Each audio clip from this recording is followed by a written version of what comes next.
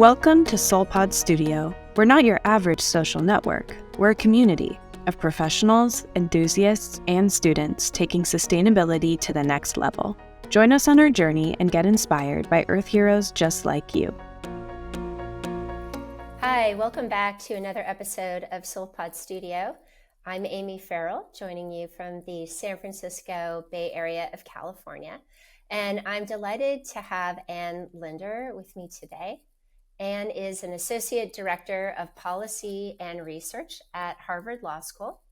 She also teaches animal law at Tufts University, and she is on the Animal Advisory Commission for the City of Austin.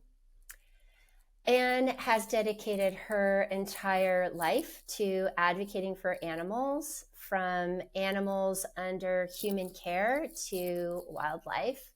With a law degree from Stanford Law School in California and a master's in animal and public policy from Tufts University in Boston, Ann has spent the majority of her career at the intersection of animal law and criminal law.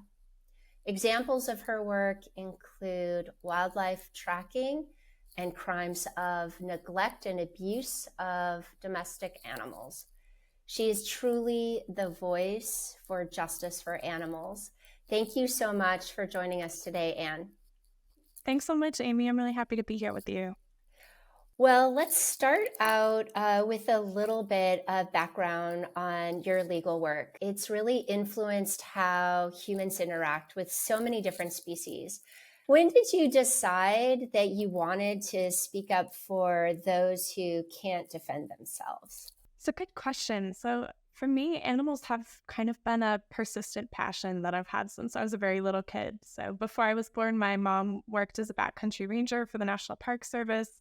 And growing up, we had sort of a parade of different domestic and wild animals coming through the house: orphan raccoons, dogs, cats, hedgehogs, you name it. But it was a really sort of unique education for me, and one that I can't really imagine my life without. So that sort of wonderment started at a really young age, and it still sort of colors the work that I do today. I think, as I grew up and sort of looked more closely and critically about, how we interact with other species as humans, it seemed like there's a real sort of need in this area for better awareness and better policy. So as a student, I sort of found myself trying to figure out how I could contribute to this field. I knew I cared about animals, but it wasn't necessarily something I ever thought could really be a career. So for me, law school was a great way of kind of marrying that passion for animals with a practical skill set through which I can kind of try to affect change in some way. So that's how I got here. And it's been a weird and interesting road. When it comes to law and regulations that cover animals, can you give us an idea of the scope? I mean, just in thinking about the types of work that you've done and the animals, and I mentioned earlier, whether they are domesticated or wild, what types of animals and which organizations or bodies are actually involved and have oversight? Yeah, so when we talk about animals, that's a huge kind of umbrella category, but we can break that down into a few sort of smaller categories that are easier to work with. So a huge percentage of those animals are farm animals. So the U.S. processed 10 billion animals for food last year, which is the highest number ever recorded. And along with those land animals that we process for food, there's a huge amount of fish as well. And we don't know how many individual fish, we just sort of measure them as tons and by weight. And so that's kind of one big category, animals that we eat. And then there's animals that we love and we keep in our home as pets. So cats and dogs, but also exotic pets. By some counts, there's as many exotic animals living in U.S. homes as there are cats and dogs. So those are everything from ferrets and chinchillas to chameleons and all kinds of exotic animals. And then we also have wildlife. So there's free roaming wildlife. Those are animals that are living on their own in nature, but we also have this big sort of growing category of what we would think of as captive wildlife. And those are wild animals that are being bred and kept in captivity for a wide range of different purposes. So for entertainment, for zoos and circuses, for movies, for, as subjects in research studies, for captive hunting, for fur production. We sort of use and consume animals in a vast, dizzying array of ways here in the United States. And what makes animals such tricky sort of regulatory objects is that even though we consider them legal property, these are sentient beings, and they're different in many ways from a couch or other things that we would consider property. And so they tend to sort of pose problems and tensions when we try to govern them as property. In the U.S. right now, animals of those different categories that I mentioned are governed by kind of a patchwork of different state and federal regulators. And often we regulate them on this basis of how we use them as humans, which is helpful in some ways, but it doesn't necessarily tell us much about the animal in a biological sense or anything like that. In some ways, kind of more a reflection of us than it is of them. So there's a breadth of different state and federal organizations that are involved. The USDA is kind of the premier regulatory authority in the federal space for livestock. But wildlife, for example, fall under a different department, the Department of Interior. And some animals have vastly more protections under the laws than others do because of this kind of human preference and how we use them. So there's plenty of things that you could do to a cow or a pig, but if you did that to a dog or a cat, we would consider that animal cruelty. So it presents sort of a host of different challenges as far as how animals and the legal system interact. In addition to the work that you do at university, I know you also write reports and recently co-authored one that looked at animal markets and supply chains, specifically in the US, but you really focused on zoonotic disease. I guess as a start, if you could define what zoonotic disease is, and in this report, kind of who was involved and what were the findings, and was there anything surprising as you started to dig into the supply chains and across the different animals that you all looked at in this report? Yeah, so to start at the beginning then, zoonotic disease is disease that spreads from animals to humans. And this accounts for a huge amount of all emerging infectious diseases. We think that somewhere between 60 and 75% of these emerging infectious diseases come to humans from animals. And they account for sort of some of the most common and most deadly diseases that we face as humans, including things like HIV, which has killed 40 million people. So this is not sort of just limited to COVID or anything like that. But our research was started on this effort about 3 years ago. It was a project that was conceived of by our faculty director, Kristen Stiltz. She brought on board Dale Jamieson, who's a professor at NYU. And so the project is housed primarily at Harvard, but we're really sort of one of a constellation of different institutions that has been working on this project. And it spans not just the US, but 15 different countries. So we're trying to look at this kind of on a global level and see what's going on and how human use of animals is driving outbreaks of disease in humans. And so to do that, we tried to sort of set out by documenting all these different supply chains and all those different ways in which humans use animals for commercial purposes that I mentioned before. And so we were motivated to look at this globally, but also we really wanted to focus on sort of seeing what's going on here in our own backyard in the United States. Because I think too often here we think of zoonotic disease as a problem that comes from elsewhere. When in fact, by some counts, more emerging infectious diseases originated in the United States during the second half of the 20th century than any other country in the world. And we use and consume animals here on a massive scale, sort of outpacing even, our large population as far as consumer demand and things like that. So we wanted to see what was going on here in the US, what practices and industries are sort of responsible for generating those zoonotic risks, and how well the regulatory system was able to account for those risks. How are we doing as far as mitigating those risks through policy? So that was kind of our mission. And we did that by looking at 36 different forms of animal industries here in the United States. So that was everything from really big industries like industrial animal agriculture, which we mentioned before, kind of counts animals by the billions, all the way down to really small industries that we might never think of, like coyote urine farming, which is something that happens here as well. In addition to, kind of roadside zoos, petting zoos, animal fairs, livestock auctions, captive hunting operations. There's sort of a wide range of industries, but every time you have humans and animals interacting, it gives rise to this kind of risk of disease transmission.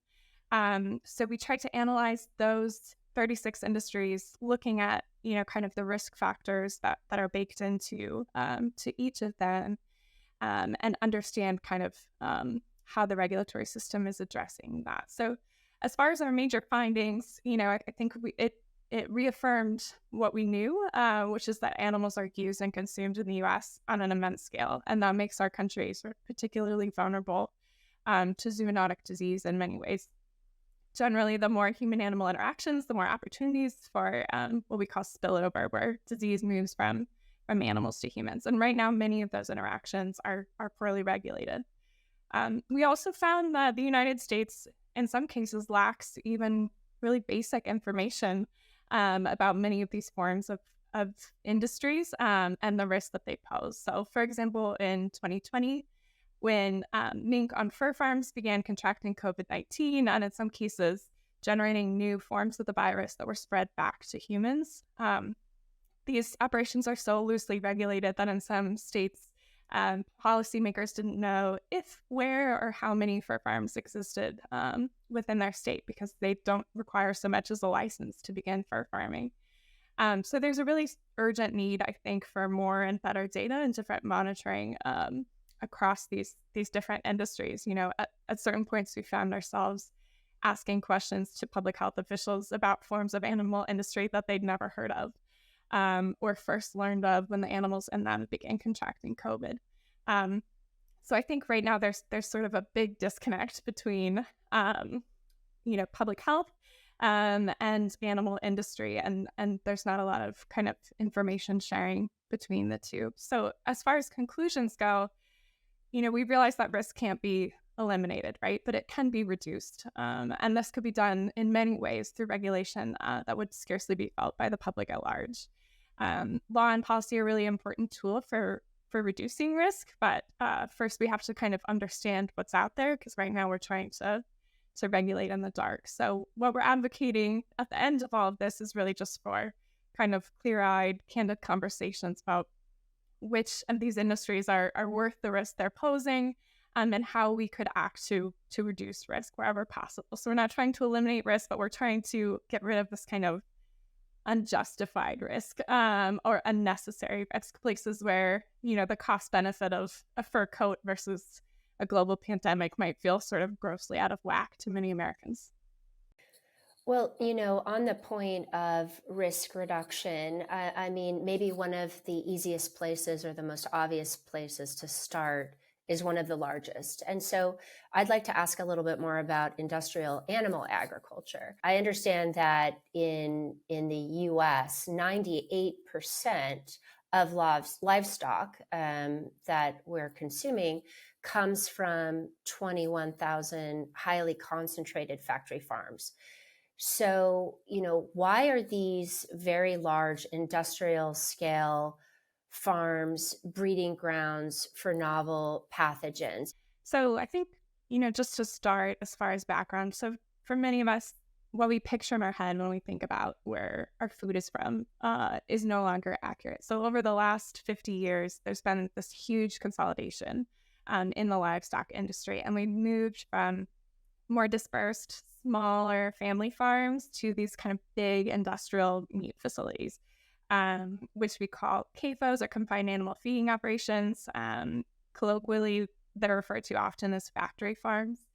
Um, but these are quite different in many ways from what we think of, in the picture in our head. So not only is the livestock industry a huge industry, it's one where huge amounts of animals are stored together in really close confinement. So some of these facilities hold more than 6 million animals at a single site, which is more than the population of the city of Los Angeles. It's about equivalent to the whole state of Colorado. So when you have that many animals held together, pathogens can move very quickly, and can potentially sort of generate new and different forms, which may be more dangerous. In addition, the conditions that exist in these facilities tend to be sort of precisely those that facilitate disease transmission. So we said we have lots of animals crowded together, but we also usually have poor ventilation, poor hygiene, poor welfare. And on top of that, these populations tend to have really low genetic diversity, which can act as kind of a natural buffer to disease.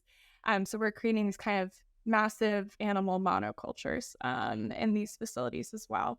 And those poor conditions can lead to higher levels of stress, which can undermine their immune system. Stress can also cause injuries or other behaviors like self-mutilation or even cannibalism that can also enhance the risk of disease spread. And when you think about these densities, it's probably unrealistic to think that workers might notice a single animal that's sick moving among a flock of thousands or hundreds of thousands. And so in these facilities, you also have humans interacting really closely with live, dead, and sick animals, as well as their waste. So there's plenty of sort of opportunities for spillover on these industrial farms. And when outbreaks occur, they occur at a really huge scale, which we're seeing right now with H5N1 influenza. These facilities are also dangerous in part because of the types of animals that we're raising. So both pigs and poultry are the two most common species that we produce here in the US for food.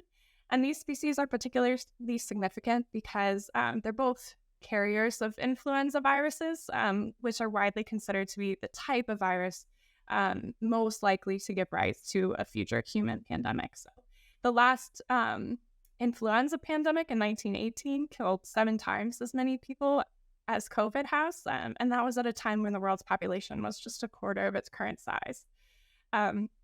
And unlike COVID, many of the people that died in that outbreak were younger, healthy adults between ages 20 and 40.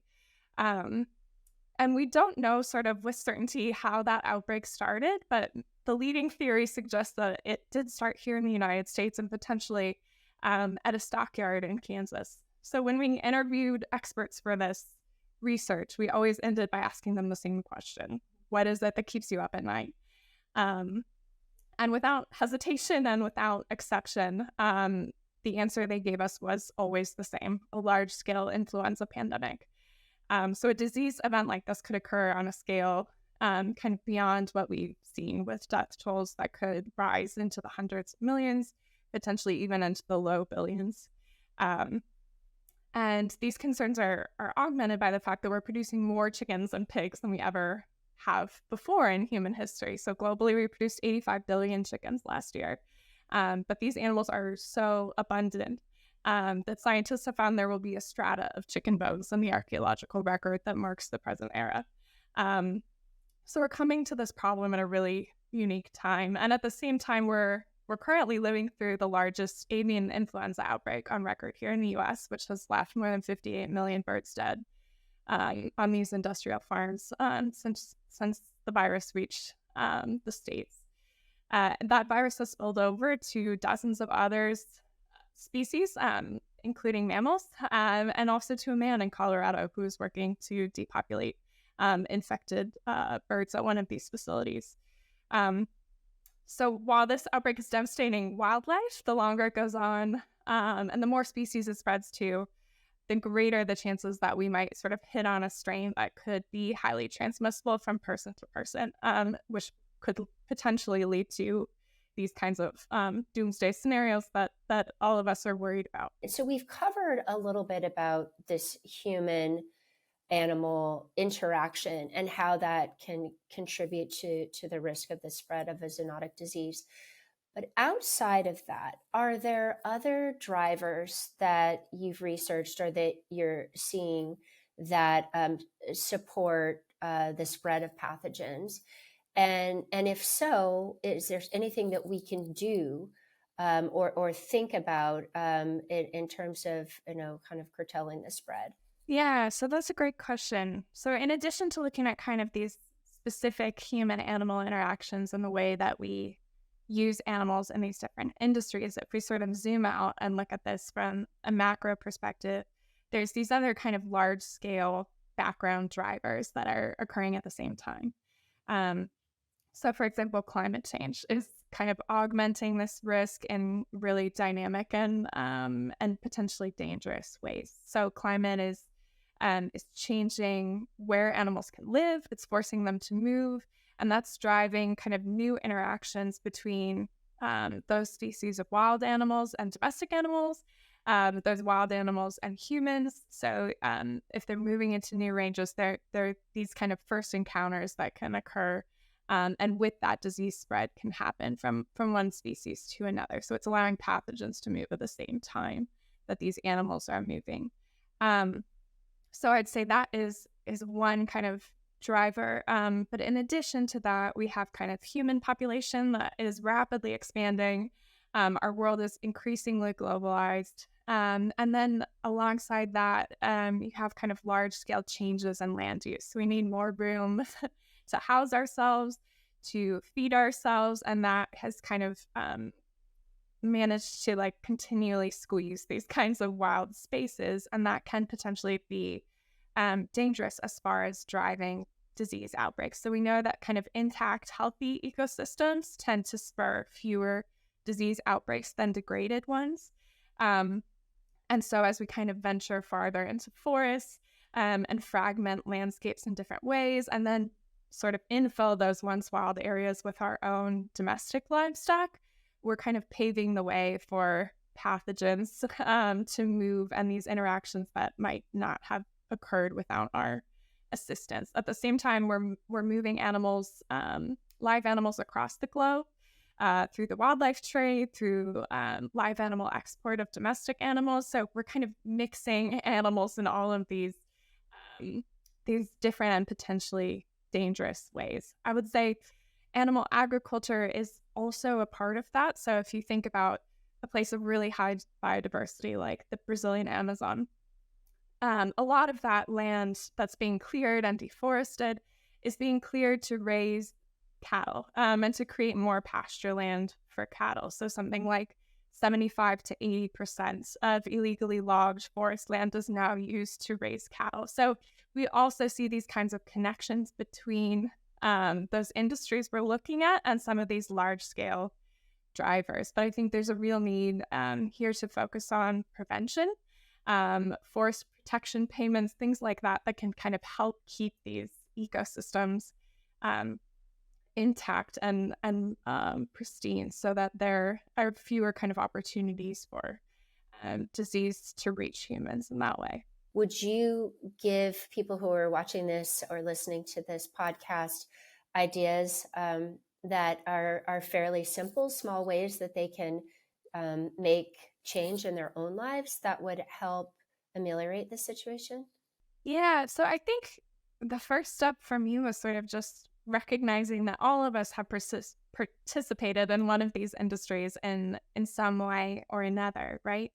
And so just kind of recognizing that and that those are kind of potentially dangerous interactions and there are real costs to them, I think is an important first step. You know, we might not think about sort of visiting a pet store and handling a bunch of captive wild animals there as something that could potentially sort of drive disease risk, but it does. Or if we purchase a product online that is sort of sourced somewhere else in the global south and driving high-risk human-animal interactions to access that product before it's shipped here. There's downstream effects to the decisions that we make as consumers here in the United States. And because we're such a large epicenter of demand, we have kind of an outsized impact on what happens in the rest of the world for that reason. So I think just trying to be really conscious about those choices, whether it's what you want to eat, what you want to do with your leisure time, what activities you're going to sort of take your kids to and patronize. I think just thinking about those from a different perspective is a great sort of first step.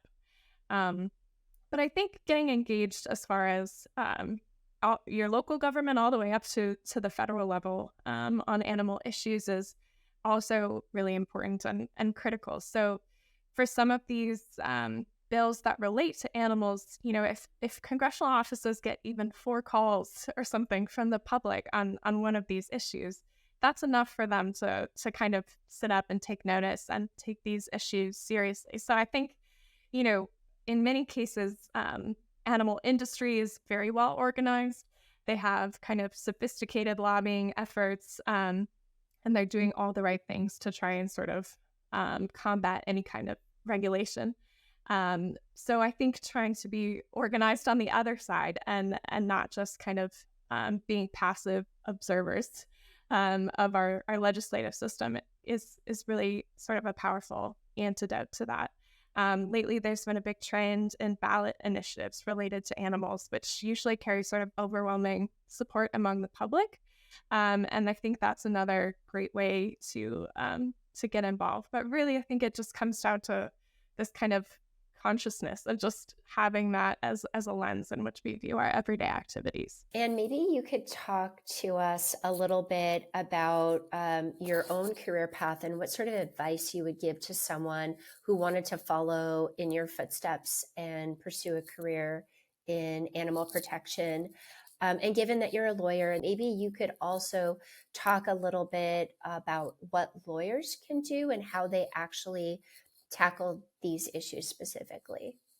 Yeah, so that's a great question. And I think first I would say if anyone has a passion in this space, I hope that they pursue it. There's a lot of opportunities all the way from kind of volunteering at a local level to getting involved in working for an NGO in this space or in this area of law and policy, which is sort of where my career has taken me for better or worse. So there's a lot of different ways in which lawyers can try to affect change, but one is to kind of shape and influence policy. So by drafting policy to be passed by legislator or through ballot initiatives. For example, in California and many other states, animal welfare groups have had a lot of success by drafting and passing ballot measures to improve conditions for animals on factory farms. And these are really basic measures. They require that producers give animals enough space to stand up, lie down, turn around, and fully extend their limbs. So not earth-shattering, but for that animal, it really matters. And these have seen sort of broad-based public support and can move the needle in various ways. I think animal industry is very sort of organized and well adept at trying to reduce regulation wherever possible. So I think reaching out on the other side, showing support for these issues is powerful in that way. Another way that lawyers affect change is through litigation. So bringing court cases as a means of kind of creating change through the legal system. So for example, if we look at one of those ballot measures that I just mentioned, so Proposition 12 in California, which related to gestation rates for pregnant pigs. After it passed, it was immediately attacked by the pork industry, who really did not want to have to comply with this law. And so they sued a lot of different times, a lot of different ways, trying to get this law overturned. And they fought it all the way to the Supreme Court, where they just lost earlier this year. But we need lawyers both to help pass those laws and then to try and defend those laws when they're under attack from industry or from others. A lot of what we do in this field of animal law comes down to trying to sort of hold the government to account when it's not following the law. So to give you a specific example, there's about 300 wolverines, we think, give or take, left in the continental U.S. And that population is at particular risk because of climate change and their dependence on this kind of really cold environments and snowpack. Even so, the Trump administration refused to grant wolverines protections under the Endangered Species Act. And so several environmental nonprofits um, filed a lawsuit to challenge that decision, and convinced a federal court in Montana that the Department of Interior had not met their obligations under the Endangered Species Act, and told them to kind of go back and reevaluate that decision. So hopefully by the end of the month, we will see this incredibly rare species finally protected. But that's just sort of one example of how the law can be a really powerful vehicle for change, to advance better outcomes for people and for animals. That's amazing what you said about the wolverines. Did you say there's only 300 left? 300. That's incredible. All right, So, you University of Michigan fans and alumni, I hope you're paying attention. I know that's your mascot. And do something to protect. Call to action, go blue. Sorry, I have one who went to U of M. Anyway, separating a little bit from the academic work you've done, the policy work and the research, I want to jump to your work in the field, because it's one thing to be doing something at a desk. It's entirely something else to roll up your sleeves and get out in nature. And I read, when I did a little background on you, that you're certified by the U.S. Fish and Wildlife Service to handle and remove invasive pythons. Now that's taking it one step beyond someone who just goes out into the wilderness. Can you please give us a little backstory to that particular skill? yeah, well, you never know when this kind of training will come in handy. So this happened sort of by accident. I was in my master's program and I was doing an externship with the U.S. Fish and Wildlife Service. So I was shadowing and doing sort of import inspections of live wildlife coming into the country, and working down in Florida around their national panther wildlife refuge. But a big problem in Florida is invasive pythons, which have been sort of a product of this exotic pet trade that we mentioned before. A lot of times when snakes get too big, people let them go outside. But they're not native here, and usually they can't survive, except in Florida they can. And they have reproduced and are starting to drive out all kinds of species of native fauna, in particular, these birds that the Everglades in particular is really known for. So it's a huge problem down in Florida in particular. So I think that I was signed up for this training, which I thought was just kind of an in-class training, and we watched PowerPoint about these problems and things like that. But then they told us that it was time for our kind of physical aspect of the training, and we went out into the parking lot then and released all of these pythons and gave us a snake hook and a pillowcase. Those were Oh sort my of what we were gosh. armed with. Try and catch those snakes and recapture them. But the challenging thing is, because they're constrictors, they'll start wrapping you at the same time. So you have to kind of unwrap while you're trying to safely get them back into there. And just out of curiosity, what size were these pythons? Mine, I would say, was about 8 feet, which was longer than I was significant size. Yeah. Yes, I think they thought it was really funny to sign me up as an intern for this and not tell me what I was getting into. So, but ready for anything. That's right. You've taken your skills into the field and you are ready for anything. I guess turning it to influencers, or rather people that you admire, that you follow, whether in the scientific or legal community or organizations that you recommend, or even films, books. I mean, we said earlier that becoming aware of these issues is probably one of the most important steps you can take. What would you recommend? It's a great question, and there's so many answers running through my brain right now. I think the first person who comes to mind is Ed Young, who is a writer for The Atlantic, a staff writer for them. And he wrote a book recently called An Immense World, which deals with this concept, which most people are probably not familiar with, but he refers to it as the umwelt, which is kind of this idea that even though we share the same environment, all different species are interacting, experiencing that environment differently. Um, and so it kind of poses these questions of what we can learn from other species and the way they see the world totally differently from ours. But I think his writing, one, is just really beautiful, but two, kind of knits together all of these different themes of kind of one, health and need to preserve nature, and kind of grappling with these moral questions of what are our obligations as humans to all of these other species and animals under our care. Um, so I'd recommend really anything that he's written, but there's a host of really wonderful nature documentaries in the space. You have ones that focus on particular issues like blackfish, which really kind of captivated, pun intended, audiences as far as looking closely at the conditions of captive whales in the United States, and the Cove, which dealt with dolphin slaughter in Japan.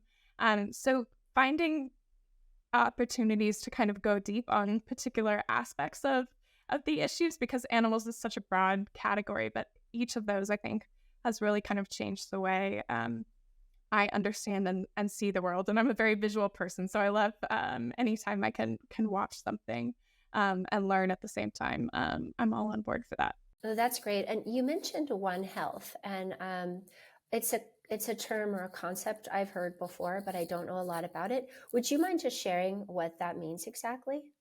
Sure. So One Health is the idea that human health, animal health, and environmental health are kind of three overlapping circles, that these things are deeply connected. And what's beneficial to our health as humans is probably also has benefits that would extend to animals and to the environment. And in addition to this, there's this kind of newer concept called one welfare, which would suggest the same thing, that all of our fates are kind of knitted together in this particular way. So One Health has been kind of an idea that's been floating around for many years and is kind of widely accepted, but we're still really struggling with how to apply that, as far as the law and regulation, and what does that look like in practice. But I think it's a really kind of powerful, motivating idea to understand that kind of these things we see as separate are really kind of an extension of our own health in many different ways. Okay, Anne, thanks so much for giving that background on One Health. I think understanding the interconnectedness is another one of those first steps that we can each take on just getting more educated. All right, so we are coming to the end of the podcast, and I have a fun question for you. It's one that we ask everyone who joins us. And that is, if you could have a sustainability superpower, one that would improve outlooks for planet and people, animals, etc., what would that superpower be and why? This is a great question. I think this might seem like a silly answer, and it's probably the same answer I would have given when I was 4 years old, but I would love to be able to talk to animals. And I feel like if we could break down these kind of interspecies barriers and communicate with species outside of our own, it would really force us to kind of reckon with and reimagine our whole relationship, really, with nature. If you could talk to sea turtles and ask them sort of about what they need in their environment to survive, or how they're being impacted by warming ocean temperatures. I mean, I think that would be revolutionary if you could talk to a pig and ask them sort of what their experience is like, living in a cage that's so tiny that they can't turn around. I think it would prevent us from being able to kind of throw up these cognitive kind of barriers that we have placed between ourselves and every other species of animal, because we are animals, of course. There's a lot of interesting research happening in this space, so my dream may someday become a reality. The study project, for example, which is based at MIT, is looking to use artificial intelligence to try and decode and communicate with sperm whales, and developed kind of a lexicon of their sort of sonar sounds, I guess. And so I'm really excited to see what change will bring in the next decade or two, as far as our ability to communicate on an interspecies basis. So until then, it will just be sort of my my dream superpower. But I hope someday it becomes something more tangible and real, and causes us to look really deeply at kind of the ways in which we interact with other animals. That's amazing. That's amazing superpower. And I agree. I think we could learn a lot from other species. So, well, Anne, thank you so much for taking Thank the time to you. join us on the podcast. Really have enjoyed the conversation, and thank you for all the work that you've done and your dedication. We appreciate it very much. Thanks again. Thank you, Amy. I really enjoyed chatting with you. Bye. Bye.